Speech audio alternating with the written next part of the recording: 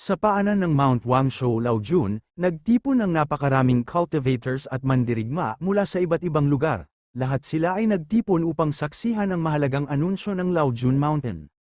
Sa harap ng malaking hagdanan, lumabas ang isang matandang ngunit makapangyarihang tao, si Laojun Guan Lord. Ipinakita niya ang kanyang respeto sa mga dumalo at nagpasalamat sa lahat ng bayani na naglaan ng oras upang pumunta.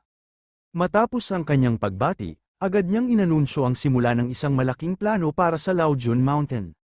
Makalipas ang 1.5 taon, nanatiling tahimik ang paligid ng bundok ngunit may malaking pagbabago na nagaganap sa loob nito.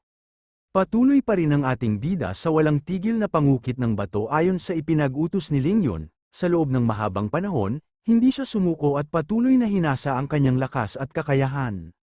Habang abala siya sa pag-ukit, napansin niya na may kakaibang paggalaw sa bundok, isang bagay na hindi inaasahan ng mga tao sa labas, dahil tila may malaking pagbabago o lihim na nangyayari sa lugar na iyon.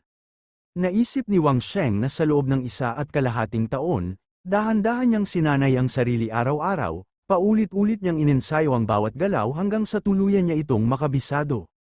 Dahil sa matinding pagsasanay, ang mabigat na martilyo ay naging magaan na, para bang balahibo na lamang ito sa kanyang kamay, at madali na niya itong nagagamit ng walang kahirap-hirap. Matapos nito, napagdesisyonan niyang bumalik upang ibalita kay Lingyun ang naging resulta ng kanyang pagsasanay. Pagbalik ng ating bida sa bahay ni Lingyun, sinabi niya sa kanya na sumunod nga raw ito sa kanya dahil titignan nga raw nila ang kanyang ginawa. Dahil dito, napatawa ng malakas si Lingyun sa sinabi ng ating bida. Makalipas ang ilang sandali, napunta ang eksena sa loob ng kuweba kung saan nag-ukit ang ating bida. Nagtanong naman ang bata habang nakatingala sa taas na sobrang dilim nga raw at wala nga raw siyang makita. Pagkatapos, nagsalita si Wang Sheng at hiniling niya kay Lingyun na suriin ang kanyang pagsasanay sa nakaraang taon. Sumang-ayon naman dito si Lingyun, kasunod nun, tumalon si Wang Sheng sa mga bato, para masira nito ang kanyang ginawa, upang lumabas dito ang tunay nitong anyo. Kasabay nito, naglabas ng malakas na aura ang bida, dahilan para magsimulang umikot at mabuo ang mga bilog na bato sa paligid niya. Dahil dito, naghanda rin si Lingyun at agad niyang inilabas ang kanyang aura, nang sumugod ang isang bato papunta sa kanya, madali niya itong nasalag at napigilan. Hindi pa doon natapos, kaya nagpaulan ang ating bida ng mas maraming bato patungo kay Lingyun. Dahil dito, kinuha ito ni Lingyun sa pamamagitan ng kanyang aura, at inipon niya ito sa iisang lugar. Namangha ang bata sa kanyang nakita at napasabi ng wow habang pinagmamasdan ang laki ng bato. Lumapit siya at hinawakan ito, saka nagtanong kung umaabot ba ito ng 6,000 libra sa bigat. Pinayuhan naman siya ni Lingyun na huwag makipagkumpitensya, dahil ang kalaban ay may espesyal na lakas. Ipinaliwanag pa niya na isa na itong cultivator kaya hindi dapat ikumpara ang lakas dito, dahil magkaiba ang uri ng kapangyarihan nila. Makalipas ang ilang sandali, patuloy pa rin sila sa pag-alis ng bato, at parehong proseso pa rin ang ginagawa nila. Pagkatapos nito, namangha ang bata dahil sobrang taas nga raw ang natanggal nilang bato. Dahil dito, unti-unti nang lumalabas ang ginawang ukit ng ating bida, dahil lumalabas na ang mga mukha nito. Namangha si Lingyun sa kanyang nasaksihan, kaya agad niyang pinigilan si Wudo at sinabing hindi na nito kailangang makita pa ang nangyayari, inutusan niya itong bumalik sa Laojun Guan at ipatawag ang kanyang guro kasama ang iba pa upang personal nilang masaksihan ang sitwasyon. Walang pag-aalinlangan namang sumunod si Wudo, kinabukasan, dumating ang lahat na pinatawag ni Lingyun, at magalang silang bumati sa kanya. Napagtanto naman ni Wang Sheng na ang taong nasa harap nila ay hindi basta-basta, kundi ang mismong ninuno ng Laojun Quan. Pagkatapos nito, inutusan ni Lingyun ang lahat na magtrabaho at alisin pa ang mga bato na nakaharang sa rebulto. Sumang-ayon naman ang kanyang mga tauhan kaya nagtrabaho sila buong magdamag. Nang matapos sila, laking gulat ni Lingyun nang makita niya ang mga ginawang rebulto ng ating bida. Sinabi ni Wang Sheng na may 3 estatwa at 3 pares ng mga inskripsyon na kasama nito, kaya hindi sila mabibigo sa makikita nila. Sa kabila naman, nang nakita ng mga disciple ang mga rebulto, dali-dali silang lumuhod upang magbigay ng respeto sa kanilang mga ninuno. Nagtanong si Lingyun kung nasaan ang sinasabi nitong couplet dahil hindi niya ito agad makita. Sumagot naman si Wang Sheng at itinuro kung saan ito makikita, ipinaliwanag niya na hindi pa ito masyadong malinaw sa ngayon, pero kapag nilagyan na ng gintong pintura, saka pa lamang ito magiging malinaw at madaling mabasa. Nang malagyan ito ni Wang Sheng ng pintura, bigla na lamang namangha si Ling Yun sa kanyang nakita. Kaya tumawa ito ng napakalakas dahil ngayon ay makakamit na niya ang respeto ng lahat. Nagtaka ang mga disciple sa sinabi ng kanilang master at nagkatinginan sila na may halong pagkalito. Nagtanong sila kung ano ang ibig sabihin nito, dahil hindi nila agad maintindihan ang ipinahihiwatig niya. Sinabi ng isang elder na maganda ang lugar at kahanga-hanga ang antas nito. Napansin din niya na may hindi yumuyuko sa harap niya, ngunit imbes na magalit ay tila natuwa pa siya rito. Ipinaliwanag niya na matagal na niyang hinihintay ang mga disciple ng Dao sect, at buong buhay niyang inilaan ang sarili sa Dao habang nagbibigay galang sa kanilang ninuno. Dagdag pa niya, wala namang masama kung hindi man manalangin, basta't walang masamang intensyon, at gayon din, wala ring masama kung manalangin kung malinis ang hangarin. Natuwa ang mga disciple sa kanilang narinig at agad silang sumang-ayon sa sinabi ng elder. Sinabi nila na tama lamang na igalang at sambahin ang kanilang mga ancestor, at wala namang masama kung gagawin ito. Dagdag pa nila, napakaganda ng couplet at talagang angkop ito para sa kanilang ancestor, kaya lalo silang humanga sa naging desisyon. Sinabi ni Ling Yun sa ating bida na ang mga taong gumagawa ng kasamaan, oportunista, at tamad ay hindi matuwid. Kaya kahit pa sila yumuko at magsunog ng insenso ng maraming beses, wala rin itong saysay. Dagdag pa niya, ang mga taong bukas ang isipan at walang pagkamakasarili ay hindi kailangang lumuhod sa kanilang mga ninuno, ngunit maaari pa rin silang mamuhay ng maayos at masagana. Sa huli, pinuri pa niya ang ating bida at sinabing matalino ito sa kanyang naisip. Kasabay nun, nagsalita ang isang tauhan kay Ling Yun at sinabi nito na may kakaiba sa nangyayari sa mga sulat sa bato. Napansin din ito ni Ling Yun ang kakaibang sulat at nagtanong kung anong uri ng kaligrapiya yun, at kung gawa-gawa lamang ba ito. Sumagot naman ang ating bida at ipinaliwanag na ang tawag dito ay kaishu, isang uri ng sulat na parisukat, maayos, at pamantayang estilo. Humanga si Ling Yun sa ipinakitang sulat ni Wang Sheng, namangha siya sa kakaibang estilo nito at agad niyang pinuri, sinabing napakasimple at malinaw ito kaya madaling maintindihan ng lahat. Dahil dito, lalo siyang naging interesado at excited, hindi na siya nagdalawang isip na utusan si Wang Sheng na magsulat pa ng ilang halimbawa upang mas lalo niyang makita at mapag-aralan ang kakaibang estilo ng calligraphy nito. Makalipas ang ilang sandali, pinakita ng ating bida ang kanyang ginawa sa lahat ng mga bato. Kaya sinuri nila ito ng mabuti, ipinaliwanag ni Wang Sheng na ang kanyang isinulat ay hango sa aral ng Tao Te Ching, isang klasikong teksto ng Taoismo. Habang nakikinig ang mga elder, napansin nilang tugma ito sa ilang konsepto ng kanilang mundo, ngunit mas malalim at mas kakaiba ang kahulugan nito kaya lalo silang humanga. Samantala, napaisip si Wang Sheng na hindi siya sigurado kung magtatagumpay ang kanyang plano, parang nagbabluff lamang siya at umaasang maniniwala ang mga nasa paligid. Ang ibig sabihin ng ating bida, ito nga raw ay isang uri ng illusion na ginagawa niya sa kanyang Hunyuan space niya. Sa kabila nito, lalo pang nagulat si Ling Yun sa kanyang mga nababasa. Pagkatapos nito, dumating ang isang makapangyarihang nilalang na si Prince Taifu at agad nitong kinontra ang nangyayari. Dahil dito, nainis si Ling Yun at pinagmumura nito ang dumating.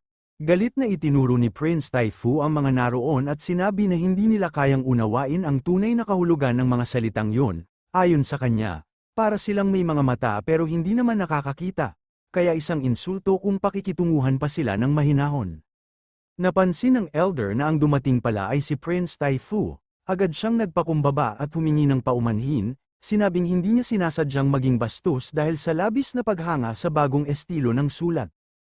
Samantala, wala naman pakialam si Ling Yun sa kanya, kaya naging kalmado siya at humingi ng tahimik na lugar. Sinabi niyang pagkatapos niyang mabasa ang 3 pahina, naramdaman niyang maaari siyang umangat pa sa susunod na antas ng kanyang cultivation. Napaisip ang elder nang mapagtanto niya na matagal na palang nalampasan ng Patriarch Ling Yun ang limitasyon ng 9 na antas at umabot pa sa sukdulang perpeksyon ng 10 antas, isang bagay na halos imposibleng mangyari. Nalito siya sa sinabi nitong kailangan pa nitong umangat, na para bang hindi natugma sa kanyang pagkaunawa sa mga antas. Bigla namang sumigaw si Wudo na ang 3 estatwa ng Buddha ay nasira rin, kaya agad silang napatingin. Ngunit kaagad na gumawa ng paraan si Ling Yun kaya nagkunwari ito, habang nagplaplano na itong umalis kasama ang ating bida. Pinigilan naman siya ng elder at sinabi na ang kapatid nito na ang bahala na mag-ayos ng kailangan niyang tahimik na lugar. Bago siya tuluyang magkulong para sa cultivation, nais din niyang ibahagi sa ating bida ang ilang kaalaman mula sa Laojiangguan Classics, at sinabing huwag itong pakialaman ng iba. Sinabi pa ng elder, hindi na kailangang maghanap pa ng ibang lugar dahil maaaring gamitin ang Guanshan Zangjing Pavilion para sa pagkopya ng mga aklat, at maaari niyang isama ang ating bida roon, kung may mga bagay man na hindi malinaw, maaari na lang niya itong tingnan ng direkta. Napangiti si Wang Sheng habang iniisip ang mga nangyari, napagtanto niya na kahit simple lang ang kanyang ipinakita, nagdulot ito ng malaking epekto sa mga nakakataas sa kanila. Sa isip niya, mukhang nagsisimula na siyang makilala at pahalagahan ng mga malalakas na tao. Sinabi ng elder na siya na ang bahala sa sitwasyon at huwag nang mag-alala ang patriarch, pinayuhan niya ito na pumunta na sa Legion kasama ang ating bida, dahil ligtas naman ang lahat at kontrolado na niya ang nangyayari. Makalipas ang ilang sandali, dumating sila sa Legion Temple, isang napakalaking lugar na puno ng mga disipulo na tila libu-libo ang bilang, makikita agad ang lakas at impluwensya ng lugar, na kahit sino ay mahihirapang labanan. Pagpasok pa lang, magalang silang bumati kay Ling Yun. Sa isip ng ating bida, ang ganitong kapangyarihan ng templo ay hindi kayang agawin ng kahit sino, kahit pa may magtangkang lumaban, tiyak na hindi ito magtatagumpay. Pagdating sa loob ng Legion Pavilion, ipinakita ni Ling Yun ang mga aklat at talaan na matagal nang nakaimbak doon. Ipinaliwanag niya na iyon ang mga record na mayroon sila sa kasalukuyan at ipapakita pa niya ng mas detalyado sa susunod. Napansin din ni Ling Yun na may dala ang ating bida, kaya sinabi nitong madali niyang mailalabas ang iba pang kailangan kung gugustuhin ito. Ibig sabihin, handa siyang tumulong at bigyan ng access ang bida sa mas malalim na kaalaman. Habang nag-uusap sila, pabirong sinabi ng bida na dahil mataas ang posisyon ni Ling Yun sa lugar na yun, baka pwede itong kumuha ng mas magandang gamit tulad ng singsing. Ngunit biglang naging seryoso si Ling Yun at sinabi na ang tunay na kayamanan ng kanilang sekta ay ang mga sinaunang kasulatan ng Taoismo, hindi ang mga simpleng secrets ng cultivation na hinahanap ng piba. Para sa kanya, hindi kailangang pilitin ang mga bagay, kung may alak, iinom, kung wala, hindi na ito kailangan. Sa huli, ngumiti si Wang Sheng at kumpiyansang sumagot na naiintindihan niya nga raw. Habang umiinom silang dalawa, sinabi ni Wang Sheng na hindi naman masama ang naging sistema, dahil kahit kumalat na ang Taoismo sa buong mundo, hindi basta mawawala ang kanilang pamana. Para sa kanya, mahalaga pa rin ang mga espiritual na kasulatan, dahil kung wala ang mga ito, matagal nang bumagsak ang Laojiangguan. Pagkatapos, nagtanong siya kung ang mga kasulatan ng Taoismo ay nasa lahat na ng lugar, pero nawala naman ang mismong mga pari o tagapagmana nito. Gugustuhin pa bang makita o sundan ang mga ito? Sumagot si Ling Yun na ang susunod niyang ibabahagi ay napakahalaga, at kahit ang mga modernong observer ay marami pa ring hindi alam tungkol dito, ipinapahiwatig niyang hindi basta-basta ang kaalamang hawak niya. Ngunit bago niya ito ibunyag, huminto siya at diretsyong tumingin kay Wang Sheng. Hiningi niya ang tunay na pagkakakilanlan ng bida, dahil ayon sa kanya, hindi niya maaaring sabihin ang ganitong klaseng lihim sa isang taong hindi niya lubos na kilala. Kasabay nito, inalis na ng ating bida ang kanyang disguise at nagpakita ng tunay niyang mukha. Ipinahayag niya na siya lamang ang may kakayahang malayang pumasok at lumabas sa Wuyu City. Ramdam ang tensyon sa pagitan nila habang sinusukat ni Ling Yun ang sinasabi ng ating bida. Napaisip ng seryoso ang ating bida, ano raw ang pipiliin ni Ling Yun, susubukan ba siyang pilitin ito para makuha ang lihim ng Jedi, o isasantabi ang kanyang pagkatao at ibibigay ang impormasyong nais niyang malaman. Idinagdag pa niya na napakahalaga ng lihim na yun, at posibleng matukso ang buong Laojiangguan dahil dito. Sinabi ni Ling Yun na matagal na niyang iniisip kung sino ang may gustong malaman kung bakit itinayo ang Jedi. Ayon sa kanya, hindi na nakakapagtaka kung ang ating bida yon, lalo na't malaya itong nakakapasok sa Gan Jedi, ibig sabihin, interesado talaga ito sa nangyari sa Chen Jedi. Sumagot naman ang ating bida ng direkta, hinihingi na sabihin na ni Ling Yun ang katotohanan. Ipinaliwanag ni Ling Yun na may tatlong posibleng dahilan kung bakit nabuo ang Thousand Jedi. Una, maaaring bumagsak o nagkawatak-watak ang sekta, kaya nagkaroon ng malawakang patayan at pagkasira. Pangalawa, maaaring nadamay ang mga pamilya na tuluyang nagkahiwa-hiwalay o nalipol dahil sa kaguluhan. At pangatlo, may kinalaman ito sa isang Silang Circle, isang malakas na porma sayo na tila ginamit upang ikulong o kontrolin ang isang bagay na mapanganib. Matapos marinig ito, sinabi ng ating bida na nakakita na siya ng mga bakas sa loob ng lugar, at base sa kanyang obserbasyon, mas malaki ang posibilidad na ang isang buong pamilya ay tuluyang nawasak. Ipinaliwanag ni Ling Yun na hindi basta tsismis ang tatlong dahilan, lahat ng iyon ay totoo. Ayon sa kanya, napakalawak ng Chen Jedi, umaabot ng mahigit 1,000 milya, at dati itong tinitirhan ng maraming malalakas na sekta, ngunit sa isang pangyayari, may dalawang makapangyarihang grupo ang tuluyang nabura, ang Shenying Prison at ang Red Bear Hall, kapwa kilala sa kanilang nakakatakot na reputasyon. Bukod pa rito, may isa pang napakalakas na pamilya, ang Lin family, na walang kapantay sa lakas, ngunit maging sila ay hindi rin nakaligtas at tuluyang nawasak. Sa madaling salita, sabay-sabay na nangyari ang pagbagsak ng mga sekta, pagkawasak ng pamilya, at ang misteryosong Silang Circle, isang trahedyang lubos na nagbago sa buong Chen Jedi. Napaisip si Wang Sheng at nagtanong kung ang mga taong may kinalaman sa nangyayaring kaguluhan ay ang 5 malalaking pamilya. Sa kanyang isip, tila unti-unting nagkakabit-kabit ang mga piraso ng impormasyon na ibinahagi ni Ling Yun. Ipinaliwanag ni Ling Yun na hindi basta tsismis ang mga kumakalat na balita, lahat ng iyon ay may katotohanan. Ayon sa kanya, may matibay na ebidensya na ang 5 malalaking pamilya ang nasa likod ng pagkasira ng sekta at sa mga lihim na galaw na nagaganap. Nagtanong muli ang ating bida kung bakit umabot sa ganoong kalaking galit ng publiko ang ginawa ng mga ito. Ipinaliwanag ni Ling Yun na ang dahilan ay dahil noon, ang Lin family ay may isang napakalakas at halos walang katapat na master. Dahil sa lakas at impluwensya nito, naging sentro sila ng atensyon at inggit ng iba.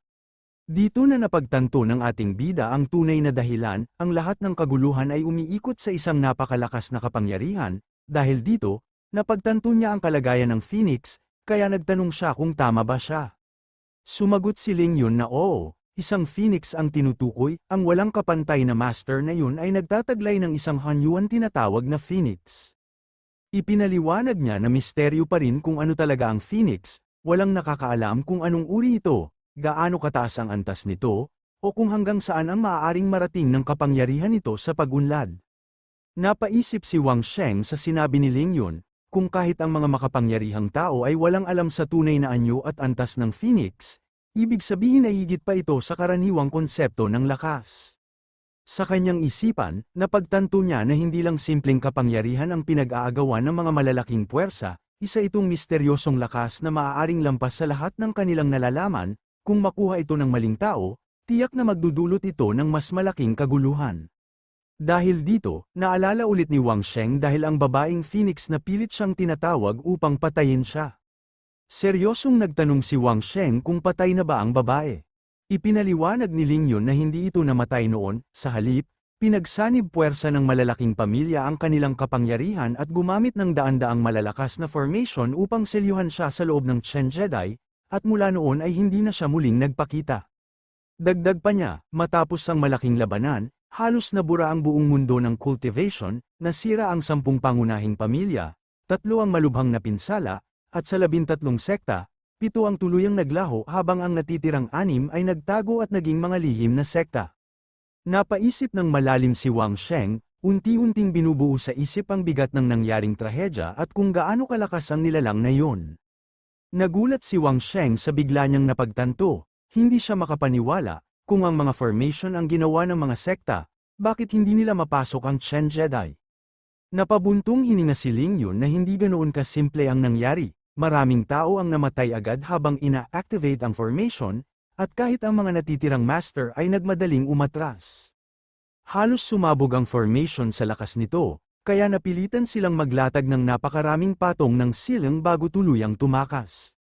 Dahil dito, naging kakaiba ang Thousand Jedi matapos ang insidenteng yun, sa paglipas ng ilang taon, tuluyan na itong naging delikado at hindi na basta mapasok ng kahit sino. Pagkatapos nito, tumayo si Wang Sheng at magalang na nagpasalamat kay Ling Yun, sinabi niyang malaking bagay ang mga impormasyong nalaman niya at ituturing niya itong mahalagang gabay sa hinaharap. Ngumiti ang ating bida kay Ling Yun at magalang na itong nagpaalam. Bago tuluyang umalis, ipinakilala niya ang sarili at sinabi kay Ling Yun na tandaan ang kanyang pangalan na Wang Sheng, dagdag pa niya, kapag nakalabas na ito sa kanyang pagsasanay, yayain niya itong uminom bilang muling pagkikita. Dahil dito, masayang tinanggap naman ito ni Ling Yun.